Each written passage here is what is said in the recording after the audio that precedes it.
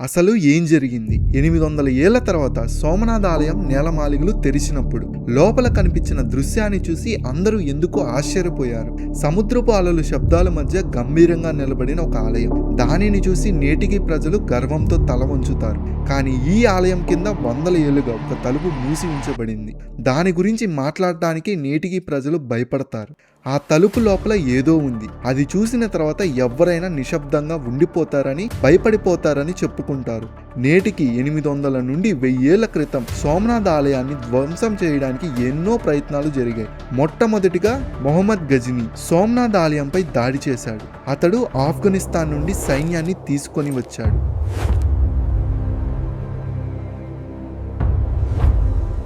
హిందువులకు తమ దేవుడి పట్ల అపారమైన విశ్వాసం ఉంటుంది. మరియు వాళ్ళు ఆలయాలకు వచ్చినప్పుడు నిండుగా కానుకలు కూడా వేస్తారు.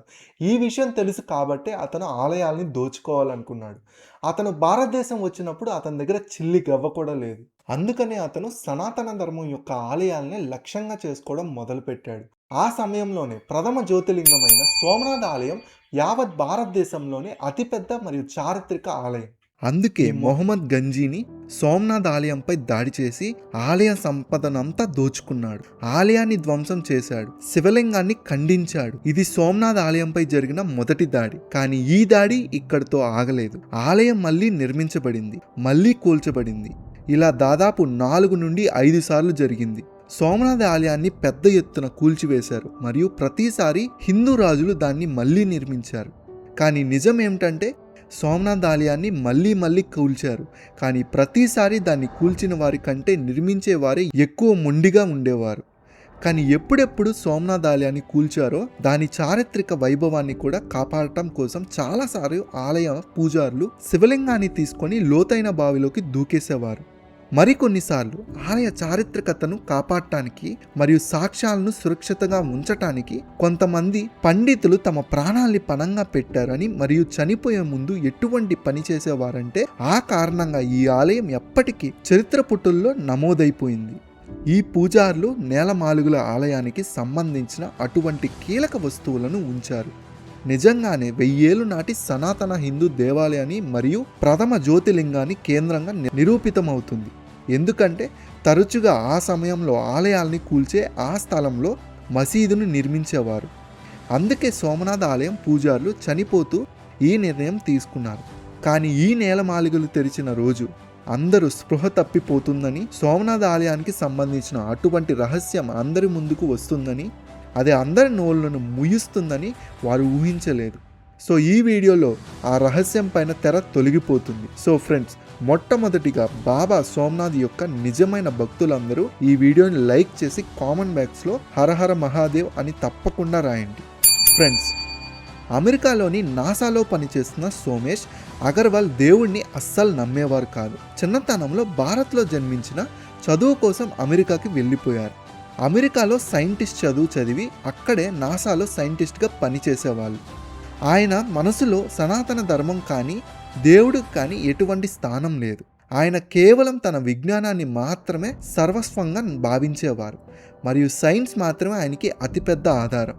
ఆయన తల్లిదండ్రులు ఎన్నోసార్లు ఏళ్ళు గడిచిపోయాయి, ఒక్కసారి భారత్కి తిరిగి రాలేదు అని చెప్పుకున్నారు. కానీ ఆయన మాత్రం నాకు భారతదేశం ఇష్టం లేదు, ఎందుకంటే అక్కడ మూఢనమ్మకాలు వ్యాపించి ఉన్నాయి, ఆ ఒక్కటే మాట అనేవారు. కానీ కాలక్రమేణా అక్కడ ఒక అటువంటి సంఘటన జరిగింది. అంటే దాని తర్వాత సోమేష్ వెంటనే భారత్కు రావాల్సి వచ్చింది. ఎందుకంటే ఒక్కరోజు అకస్మాత్తుగా ఆయనకు ఒక ఫోన్ వచ్చింది, తన తండ్రికి హార్ట్ అటాక్ వచ్చిందని. ఆ కారణంగా ఆయన మరణించారని ఆ రోజు అతనికి తెలిసింది. అయితే ఏళ్ల తరబడి అమెరికాలో ఉంటున్న సోమేష్ ఈ మాట వినగానే స్పృహ తప్పిపోయారు. ఎందుకంటే తన తండ్రి తనకు ఎంతో ప్రేమను ఇచ్చారు మరియు ఎంతో కష్టపడి చదివించి ఆ స్థానానికి తెచ్చారు. సో అందుకే సోమేష్ వెంటనే విమానం చూసుకొని భారత్కు బయలుదేరారు.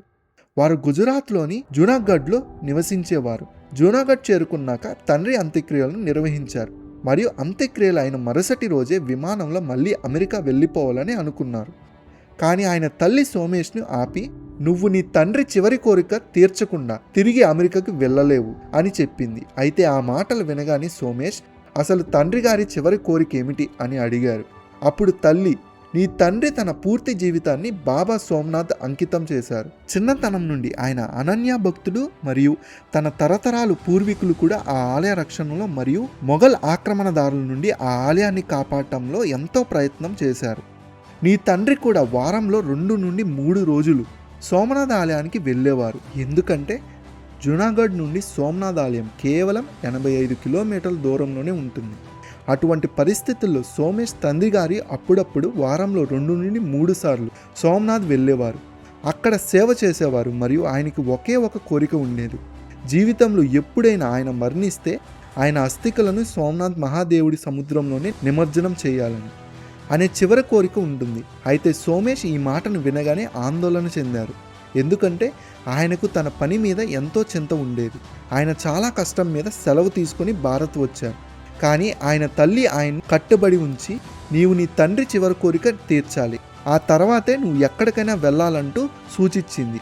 నిన్ను నేను ఆపను అని చెప్పింది. తన తల్లి కన్నీళ్లు కోసం సోమేష్ భారత్లోనే ఉండాలని నిర్ణయించుకున్నారు.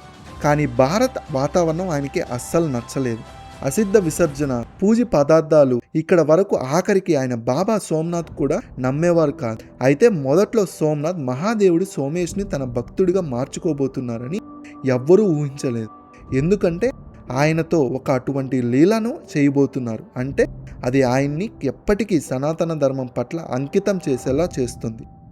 సో మరుసటి రోజు ఆయన తండ్రి అస్థికలను తీసుకొని సోమనాథ్ ఆలయానికి చేరుకున్నప్పుడు మంచి పండితుడితో కర్మకాండలు చేయించి తన తండ్రి అస్థికల్ని బాబా సోమనాథ్ సముద్రంలో నిమజ్జనం చేశారు. అప్పుడు బంధువులు, మనం బాబా సోమనాథ్ దర్శనం చేసుకోవాలి, ఎందుకంటే ఇటువంటి అవకాశం మళ్ళీ రాదు, పైగా నువ్వు అమెరికా నుండి వచ్చావు, ఆయన ఆశీస్సులు తప్పకుండా తీసుకోవాలని బలవంతం చేశారు. కానీ సోమేష్ స్పష్టంగా వివరించారు, నేను నాస్తికుణ్ణి, దేవుణ్ణి నమ్మను, ఎక్కడ గుడికి వెళ్ళను, మసీదుకి వెళ్ళను అని ఆయన చెప్పారు. ఆ సమయంలో సోమేష్ తల్లి కూడా అక్కడే ఉన్నారు. తన తల్లి చెప్పడంతో ఆయన ఎలాగోలా ఆలయం లోపలికి రావడానికి అంగీకరించారు. ఆలయం లోపల తిరుగుతూ ఉండగా సోమేష్ తల్లి ఆయనకు ఆలయం గురించి మొత్తం వివరిస్తుంది. ఏ విధంగా మొహమ్మద్ గజ్నీ ఈ ఆలయంపై 100 సార్లు దాడి చేశాడు, కానీ అప్పటికి ఈ ఆలయాన్ని తుడిచివేయలేకపోయాడు. ఈ ఆలయం మన సనాతన సంస్కృతికి సజీవ సాక్ష్యమని. అంతేకాకుండా సోమేష్ తల్లి నెమ్మదిగా ఇలా అన్నారు, మీ నాన్నగారు తరచూ ఒక విషయం చెప్పేవారు, ఈ ఆలయం కింద ఒక పురాతనమైన నేలమాళిగ ఉంది, అది కాలక్రమంలో పూర్తిగా కూరుకుపోయింది. ఈ నేలమాళిగల తలుపు వద్ద ఒక భారీ రాయి ఉందని కూడా ఆయన చెప్పేవారు. ఈ నేలమాళిగల లోపల సాధారణమైన వస్తువులు కాదు, కొన్ని కీలకమైన రహస్యాలు ఉన్నాయి, కొన్ని అపూర్వమైన సాక్ష్యాలు ఉన్నాయి. అవి ఒకవేళ బయటికి వస్తే కేవలం ఈ ఆలయానికే కాదు, ప్రపంచం మొత్తానికి ఒక తుఫాన్ లాంటిది ఏర్పడుతుంది. వృత్తిరీత్యా సోమేష్ ఒక శాస్త్రవేత్త మరియు ఆయనకి పరిశోధన చేయడం అంటే చాలా ఇష్టం. తన తల్లి చెప్పిన మాటలు విని ఆయనకు చాలా ఆశ్చర్యం అనిపించింది. నా తల్లి ఎంతటి భ్రమలో బతుకుతుంది, తన మనసులో ఎంతటి మూఢనమ్మకం దాగి ఉంది మరియు తండ్రి తల్లితో ఎటువంటి మాటలు చెప్పారని ఆయనకు అనిపించింది.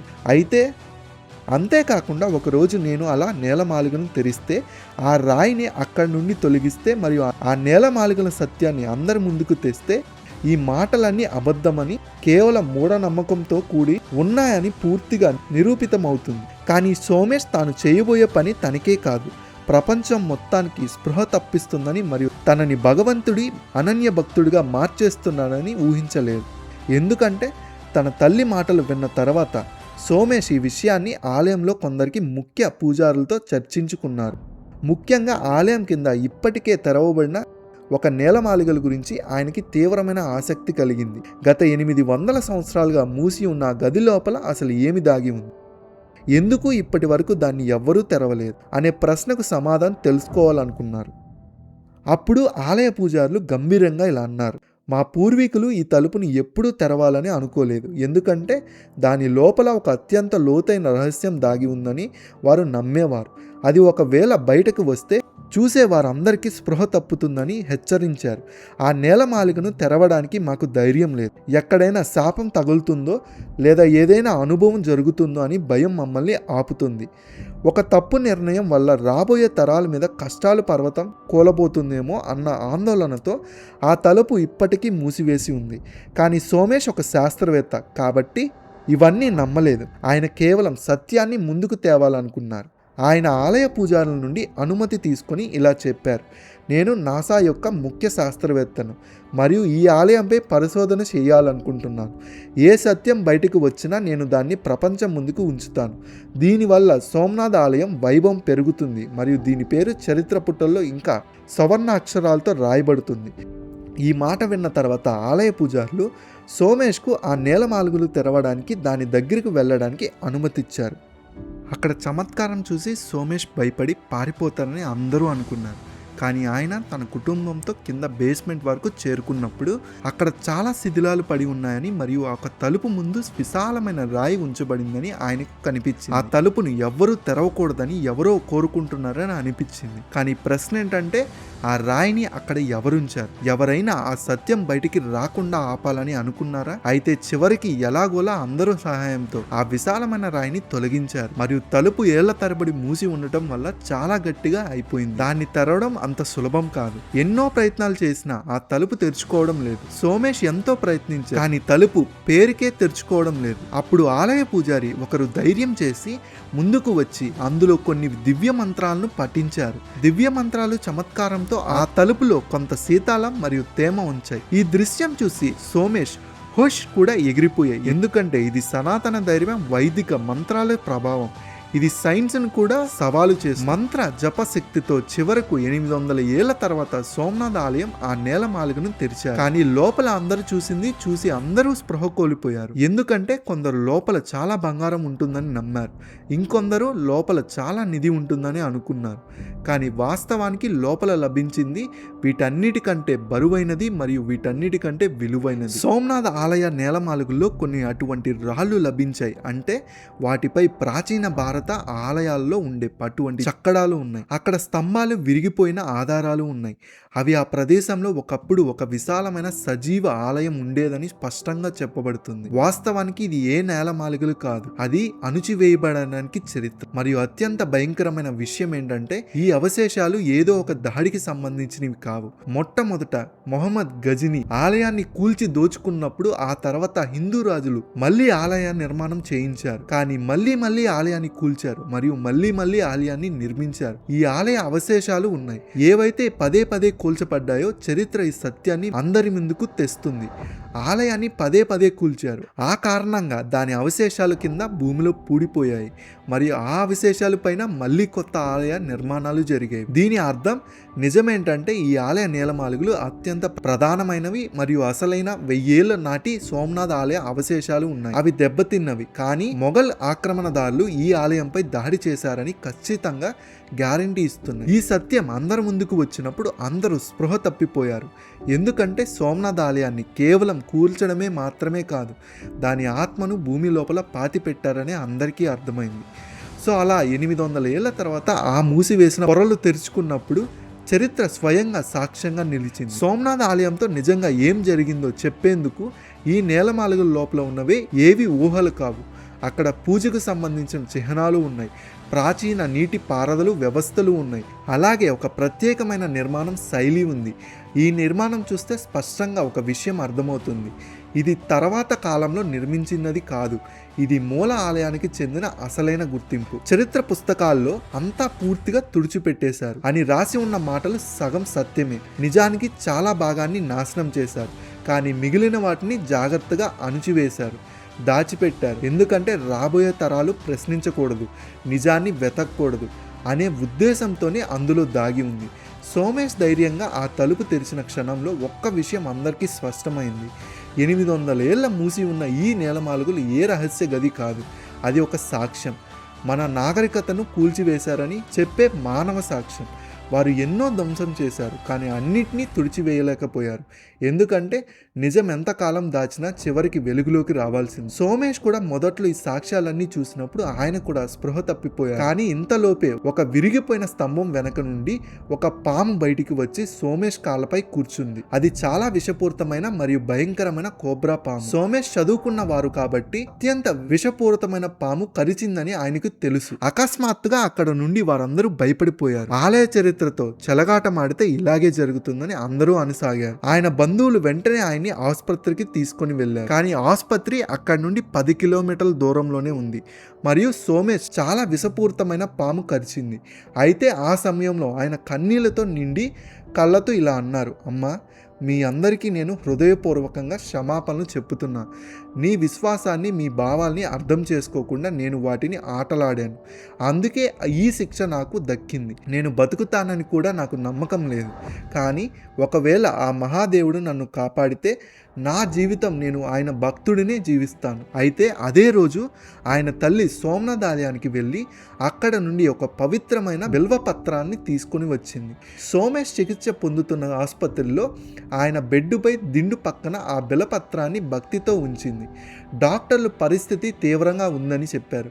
విషం శరీరం లోతులోకి చేరిపోయింది. ముఖ్యంగా బలహీనమైన అవయవాలను లక్ష్యంగా చేసుకుంటూ నెమ్మదిగా శరీరం అంతా వ్యాపిస్తుందని వివరించారు. బతికే అవకాశం చాలా స్వల్పమని స్పష్టంగా చెప్పారు. కానీ మరుసటి రోజే అసాధ్యం అనుకున్నది సాధ్యమైనది.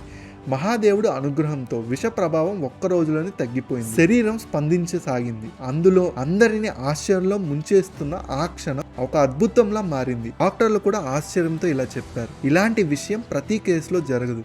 ముఖ్యంగా ఇది కోబ్రా పాము కాటు. సాధారణంగా ఇలాంటి పరిస్థితుల్లో బతికే అవకాశం చాలా తక్కువ.